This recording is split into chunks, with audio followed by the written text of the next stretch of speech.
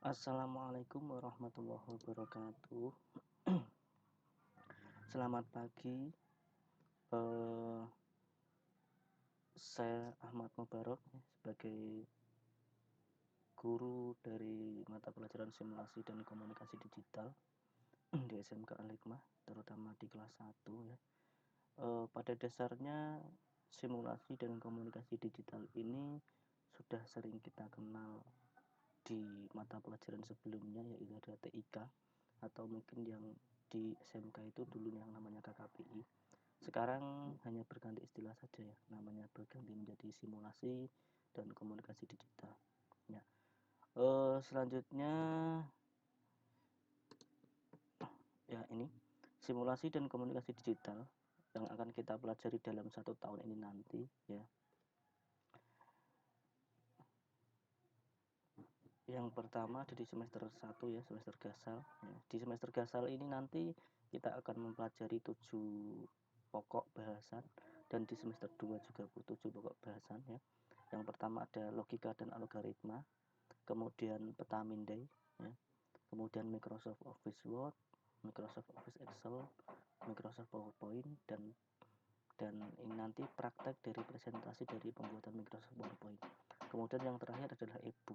Nah, e-book ini nanti yang akan kita bahas dengan menggunakan aplikasi PDF.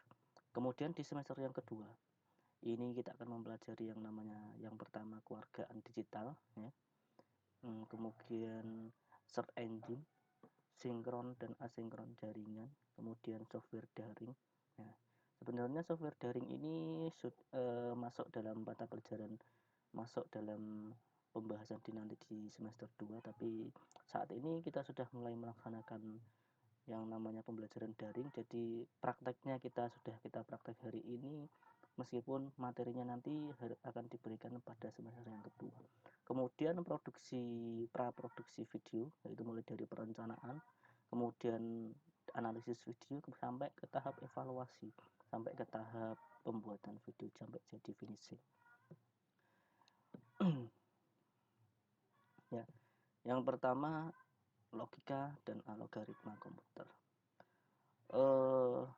Pada dasarnya pelajaran untuk materi logika dan algoritma komputer ini ada dua KIKD, ada dua KI, ya ada satu KI satu, yaitu ada yang pertama menerapkan logika dan algoritma komputer, kemudian tujuannya menggunakan fungsi-fungsi perintah komen. Ini sebenarnya sudah tidak asing lagi di dunia komputer bagi kita ya.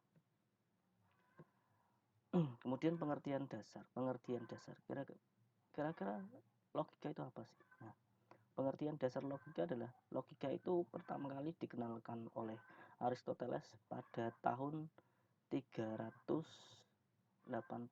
ini balik mungkin ya. 322 sampai 384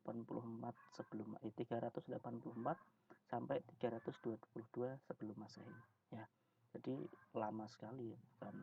Kalau sekarang saja sudah 2020 Masehi, ini adalah 384 sampai 322 sebelum Masehinya ya. Kemudian logika berasal dari kata Yunani kuno, yaitu yang berarti hasil pertimbangan akal pikiran yang diutarakan lewat kata dan dinyatakan dalam bahasa. Kemudian algoritma. Algoritma itu apa sih? Algoritma itu diperkenalkan oleh ahli matematika. Ya, algoritma itu pertama kali dikenalkan oleh ahli matematika yang bernama Abu Ja'far Muhammad Ibnu Musa Al-Khawarizmi. Jadi seorang ilmuwan dari Persia yang menulis kitab Al-Jabr wal Muqabbalah atau Rules of Rhetoric and Reduction sekitar tahun 825 Masehi. Jadi perbandingannya sangat jauh ya. Kalau yang logika itu tadi dikenalkan pada tahun 384 itu sebelum Masehi. Kemudian algoritma itu tahun 825 Masehi ya. Lanjut. Kemudian definisi logika. Logika itu apa? Logika itu adalah penalaran atau bentuk pemikiran. Jadi logika itu adalah sebuah penalaran atau bentuk pemikiran ya. Jadi logika kita itu berpikir yaitu penalaran. Logika itu memang penalaran, yaitu ilmu yang memberikan prinsip-prinsip yang harus diikuti agar dapat berpikir valid menurut aturan yang berlaku. Jadi logika itu ya sebuah prinsip, sebuah pemikiran, sebuah penalaran. Logika itu pada dasarnya ya sebuah penalaran. Ya. Kemudian definisi algoritma itu apa?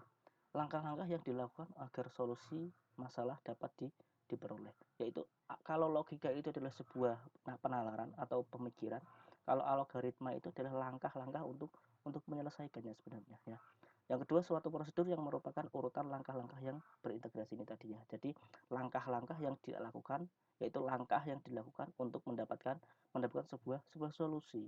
Nah, kemudian suatu prosedur yang merupakan urutan langkah-langkah, ini sama ya. Jadi sebuah langkah atau urutan untuk mendapatkan sebuah solusi. Suatu metode khusus yang digunakan untuk menyelesaikan suatu masalah ya. Jadi ini definisi dari algoritma. Pada dasarnya definisi algoritma yaitu adalah langkah-langkah atau urutan untuk menyelesaikan sebuah masalah ya. Lanjut. Nah, ini tahapan penyelesaian masalah. Kalau tadi kan di algoritma itu adalah tahapan langkah-langkah untuk menyelesaikan sebuah masalah. Maka tahapan penyelesaian masalah itu runtutannya seperti apa ya? Ya, jadi yang pertama itu ada masalah ya. Masalah dulu. Harus ada masalah ya. Kemudian masalah ini akan turun menjadi sebuah model ya. Kemudian sambil dianalisis oleh data. Kemudian algoritma. Jadi masalahnya apa, kemudian model masalahnya itu sub masalahnya seperti apa, kemudian algoritma yaitu langkah-langkah yang mau dikerjakan, kemudian programnya diprogramkan. Kalau sudah ditentukan langkah-langkahnya kemudian diprogramkan, kemudian dikerjakan ya, diprogramkan itu direncanakan, kemudian dieksekusi itu dikerjakan ya. Kemudian setelah dikerjakan, baru ketika kita sudah punya masalah kemudian diklasifikasi masalahnya yang seperti apa, kemudian dibuat rancangan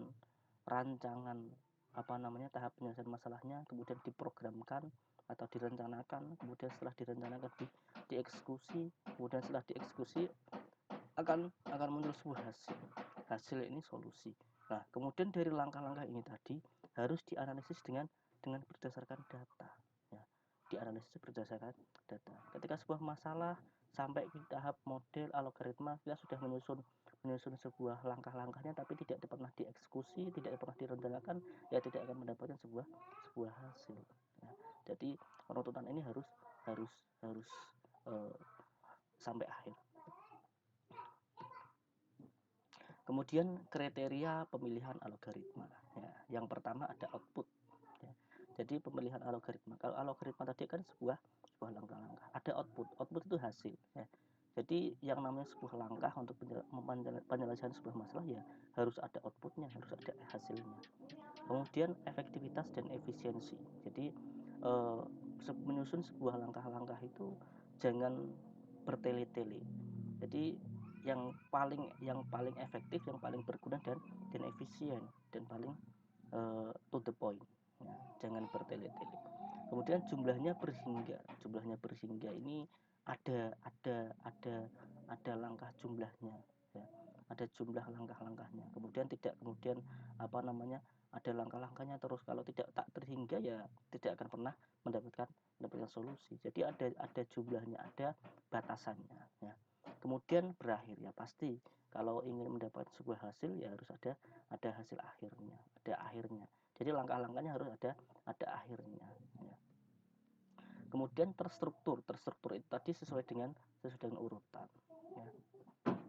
Nah, kemudian suatu algoritma yang terbaik yaitu suatu algoritma harus menghasilkan output yang tepat guna atau efektif tadi ya. Nah, jadi algoritma itu yang baik itu ya yang mempunyai output tepat guna atau hasilnya tepat guna dalam waktu yang relatif singkat, efisien tadi ya. Kemudian penggunaan memori yang relatif sedikit, langkah-langkah yang berhingga dan prosedurnya berakhir dalam keadaan diperoleh suatu solusi ataupun tidak solusi. Jadi algoritma itu adalah menyusun sebuah langkah-langkah yang harus berakhir. Nah, meskipun nanti ada solusi ataupun tidak ada solusi, ya. Meskipun ada solusi maupun tidak. Ya. Contoh, nah ini contoh sebuah algoritma. Tadi saya sampaikan algoritma adalah sebuah langkah-langkah untuk menyelesaikan sebuah masalah. Contohnya sebuah prosedur ketika akan mengirimkan surat kepada teman. Nah, jadi ketika Anda mau mengirimkan surat kepada teman, kira-kira langkahnya seperti apa? Ya, yang satu adalah yang pastinya adalah tulis surat pada secari kertas. Ya. Jadi yang pertama tulis surat pada secari kertas. Ya. Kemudian selanjutnya ambil sampul surat atau amplop. Setelah kita nulis surat, kemudian dimasukkan ke dalam amplop.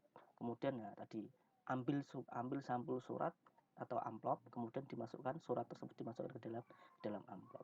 Kemudian tutup amplopnya ya. Jadi surat itu kalau ya mau dikirimkan ke lewat kantor pos atau apapun ya harus ditutup, dilem pakai perekat. Kemudian setelah dilem atau ditutup dengan lem perekat tadi, tulis alamat surat yang dituju. Jadi supaya mempermudahkan ketika nanti pengiriman. Yang namanya surat itu kalau dulu masih menggunakan surat manual ya harus dikirim lewat pos atau yang dan lain-lainnya.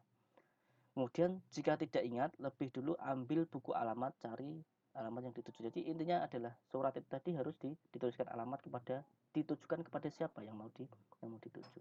Kemudian tempelkan perangko. Nah, kalau yang namanya surat lewat pos itu harus ada perangkonya ya. Kalau sekarang sudah tidak zamannya, tapi ini contoh.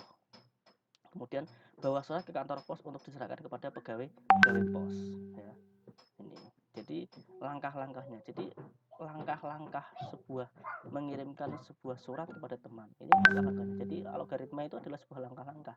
Contoh lagi ketika sebuah prosedur ingin membuat teh. Nah, misalkan berarti yang pertama adalah siapkan gelas. Kemudian masukkan apa dulu? Masukkan gula ya kan. Kemudian dimasukkan air panas ke dalam gelas, kemudian dicelupkan teh kalau ini teh celup ya, kemudian diaduk, kemudian sampai selesai. Nah, ini adalah tahap-tahapan atau langkah-langkahnya. Kemudian tahapan analisis algoritma ya. Jadi analisis algoritma itu yang pertama adalah bagaimana merencanakan suatu algoritma. Jadi yang namanya sebuah langkah-langkah itu ya yang perlu direncanakan juga ya. Jadi perlu kita rencanakan ya. Kemudian bagaimana menyatakan suatu algoritma. Jadi setelah direncanakan kemudian dinyatakan atau dituliskan atau dituliskan itu tadi ya. Kemudian bagaimana validitas suatu algoritma, kira-kira valid enggak langkah-langkah yang saya tuliskan tadi, valid enggak, benar enggak. Kemudian analisa suatu algoritma, setelah benar atau tidak dianalisa ya. Jadi ketika sudah merencanakan, dituliskan, diuji validitasnya atau kira-kira benar atau tidak. Untuk menguji itu dianalisa dulu, setelah dianalisa diuji. Nah, jadi setelah valid enggak, kemudian dianalisa ya diuji. Kemudian setelah hasil uji itu baru akan kelihatan valid atau tidak. Nah, kemudian yang kedua itu adalah menyatakan suatu algoritma. Bagaimana cara menyatakan suatu algoritma? Nah, ini. Nah, menyatakan suatu algoritma yang pertama adalah dengan bahasa semu. Nah, dengan bahasa semu. Contoh dengan bahasa semu ya tadi seperti tadi. Jadi dengan menggunakan langkah-langkah atau dituliskan dengan kata-kata. Contohnya untuk menghitung luas segitiga ini dengan bahasa semu. Seperti tadi juga cara menulis surat itu dengan bahasa semu, dengan tulisan ya. Ini contoh untuk menghitung luas segitiga. Yang pertama masukkan nilai alas, alas. Kalau segitiga itu kan ada alas. Rumusnya apa? Alas kali tinggi bagi 2 ya. Kemudian masukkan nilai tinggi ya. Kemudian setelah nilai alasnya dimasukkan, kemudian masukkan nilai tinggi. Kemudian hitung luas. Luasnya adalah alas kali tinggi dibagi 2. Kemudian cetak luas. Jadi baru ketemu luasnya. Jadi contoh dengan bahasa semu itu ya seperti ini, dengan tulisan ya.